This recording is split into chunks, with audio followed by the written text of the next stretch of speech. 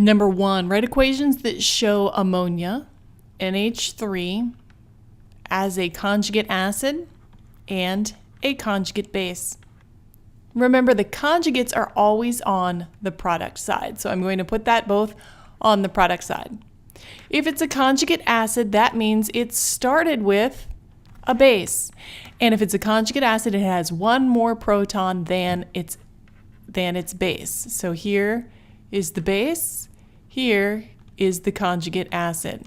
So that must mean it reacted with an acid. I'm just going to put it in water. And then we'll have hydroxide as our counter ion. And this would be the conjugate base. As a conjugate base, that means what started, it's what's left of the acid after the acid has donated one of its protons. So we're starting with the ammonium ion then. I'll react that with water, which in this case is going to act as the base, in order to form our ammonia and the hydronium ion. So then we would have a conjugate acid. Number 2, we're going to show H2PO4- acting as both an acid and a base. Remember, if it's both an acid and a base, it can be called an amphoteric or amphiprotic substance. So if it's going to be acting as an acid, and I'm just going to put these both with water. If it's going to be acting as an acid, that means it's going to be giving one of its protons to water. I'm going to come back the other way as well, in order to form the hydronium ion, which would be the conjugate acid of the base. And it will lose, because it has lost one of the, what remains, this time it has a 2-, it is aqueous, and this is the conjugate base. Remember how those acid-base, conjugate base pairs line up.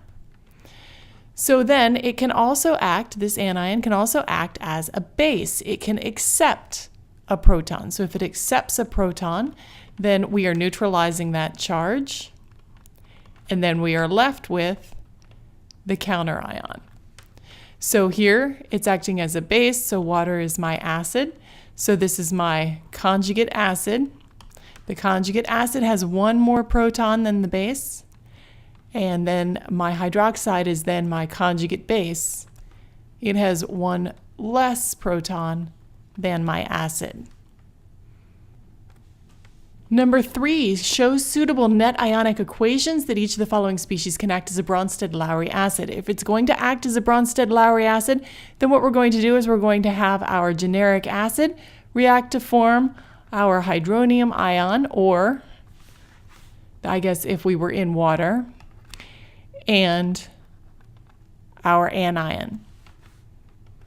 Conversely, we can just show the acid dissociation, which would be the HA, reacting to form the proton and the anion. I think that would be a better indication for acting as a Bronsted-Lowry acid because we want to have a proton donation.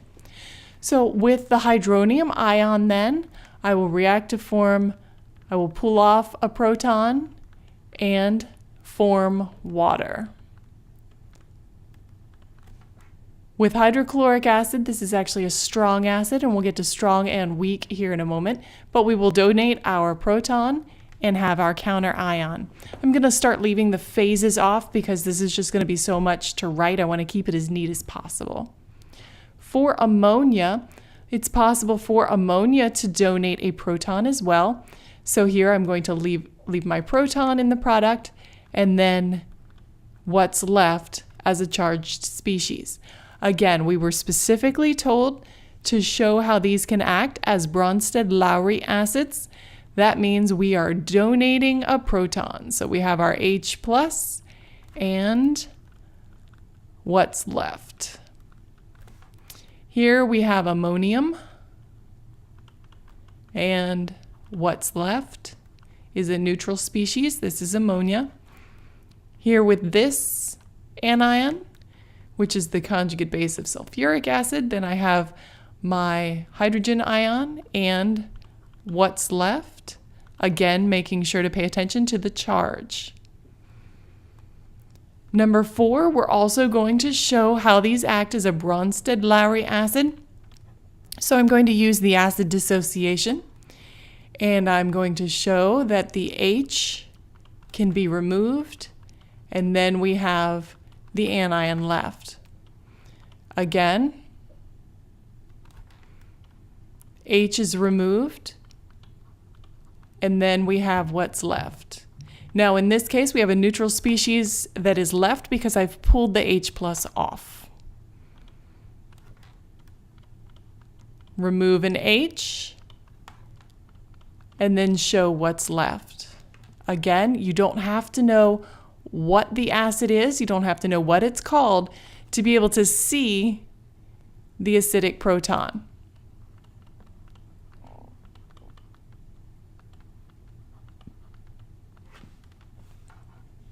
And for E,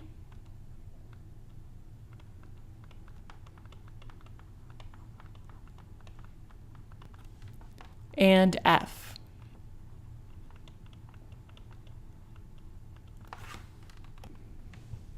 Number 5, we are asked to show how this would act so we need to show a proton being added to it. I'm not going to worry about where that proton came from. I'm just going to add a proton to it. So here I will start by forming the conjugate acid. Again, we have a base, we have a conjugate acid. So that's what we're doing here. Again, I'm not going to worry about where that proton came from. I'm just going to show that it has been added to my base.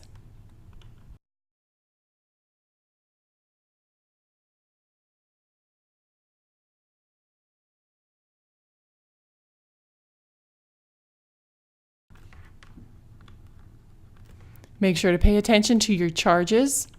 The charges on the reactant side should be equivalent to the charges on the product side. And remember, I'm only adding one proton. I'm not going to quench this S2 minus with 2 protons. I'm only going to add 1 proton for the conjugate acid. That's the exercise.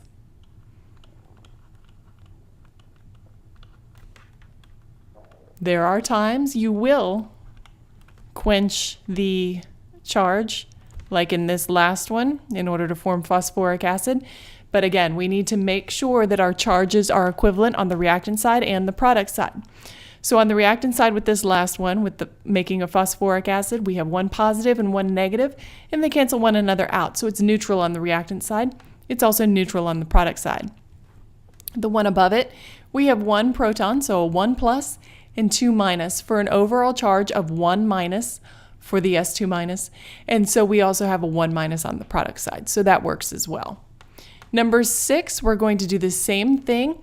We aren't going to pay attention to where that proton came from. We're just going to say it's going to act as a base. So I am still lining up my base and my conjugate acid